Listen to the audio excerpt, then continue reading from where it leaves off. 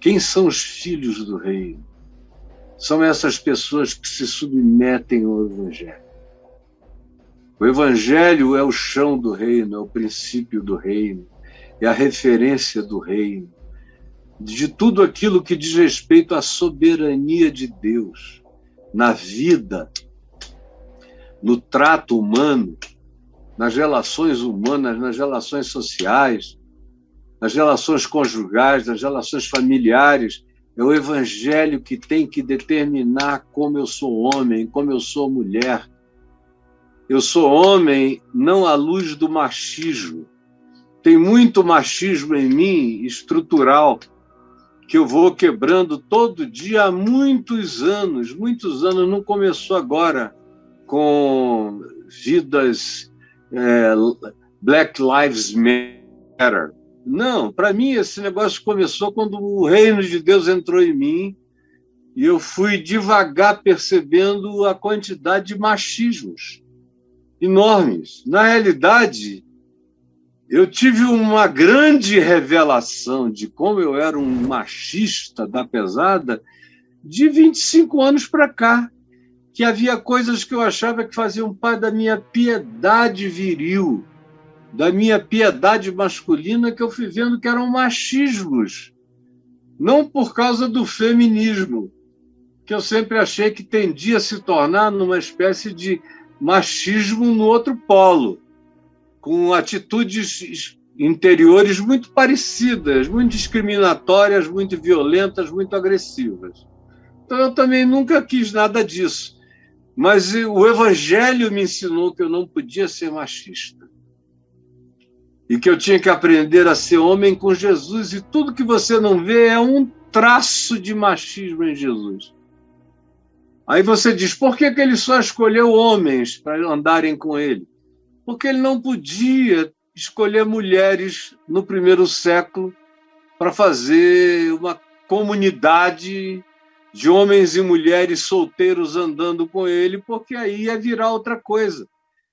Se ele andando com homens e apenas algumas mulheres, muitas das quais casadas e outras eram parentes, primas, irmãs e a mãe dele, ainda havia gente falando coisas.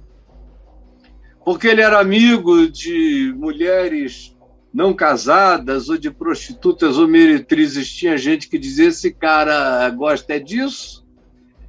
Então era no primeiro século. Para convidar pessoas para irem, elas tinham que ter liberdade total. Liberdade total no primeiro século era homem que tinha. E até para levar mulheres tinha que ter mais homem para proteger.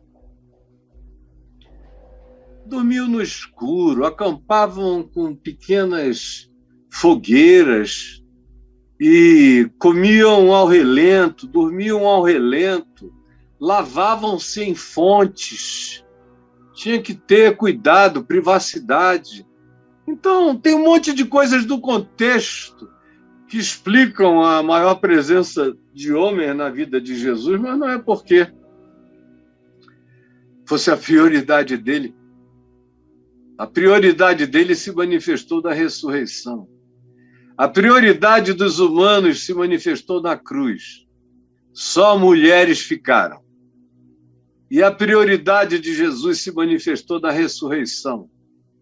Foram as mulheres que o viram primeiro e que ouviram primeiro o anúncio da ressurreição e viram primeiro.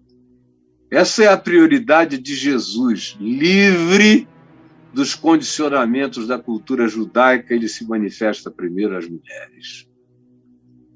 Agora, dentro do condicionamento do ambiente judaico, ele chama homens para poder também levar mulheres. Mas tudo que você não encontra nele é uma gota de machismo, de receio, de qualquer vínculo de proximidade, ou de carinho, ou de toque, ou de abraço, ou de beijo das mulheres para com ele, porque o Evangelho relata tudo isso. E o carinho dele, dizendo, não se metam, não a atrapalhem, deixa ela, está tão lindo, tão gostoso, tão maravilhoso, tirem a impureza do coração de vocês. Mas eu aprendi, estou aprendendo, Estou longe de ter aprendido tudo sobre como ser um homem, segundo o Evangelho, só com Jesus, e não com nenhuma forma de qualquer outro modo ou expressão de ideologia. Eu também aprendo como as mulheres devem ser, não com o feminismo. E hoje em dia o feminismo virou uma guerra de gêneros e muitas outras coisas. O que está acontecendo entre muitas mulheres não é tão legal assim. E eu trato todas elas com todo silêncio até, com toda deferência, muitas vezes nem concordando com muita coisa, mas eu acho que a repressão foi milenarmente tão esmagadora que elas têm o direito de expressarem o que quiserem, até o dia em que a próxima geração começar a se equilibrar melhor. Por enquanto, está na hora do desarranjo mesmo, da diarreia ideológica. Então, eu ouço com paciência, respeito, porque acho que tem o direito disso, depois de tanto feminicídio, de tanta brutalização, de tanta escravidão, de tanta submissão perversa, de tanto domínio burro, de tanta coisa machista. Elas têm o direito de vomitar isso tudo. Quem não aguentar, que deu fora e fique sem ninguém, porque até elas não aguentam mais os homens e estão preferindo ficar umas com as outras. É um tempo também, é uma hora, é uma era, é uma reação, é uma resposta. Quem não puder entender, vá dormir com esse barulho. Mas eu não aprendo a ser homem com as ideologias do, por exemplo, como ser um Leonardo da Vinci. Eu ganhei aquele livro no ano de 99, achei uma bunda, sim, uma viadagem. Falei, Deus me livre. Eu sou um homem delicado, filho de um pai delicado, de um avô delicado, uma família onde os homens eram delicados. Agora, eu não preciso disso aqui, eu sou um homem. E eu não sou um filho das delicadezas desmunhecadas, eu não faço parte da corte de Luís XIV, Luís XV, nem daquele francesismo abichalhado, daquele período todo do iluminismo. Não, eu tenho as minhas referências, elas vêm do Evangelho. E elas vêm dos homens que mais me inspiraram, que são os da minha família. Homens que eu apresentaria em qualquer sociedade da Terra, porque eles não fariam ninguém passar vergonha. Agora, Jesus é a referência. Aí você diz, e as mulheres?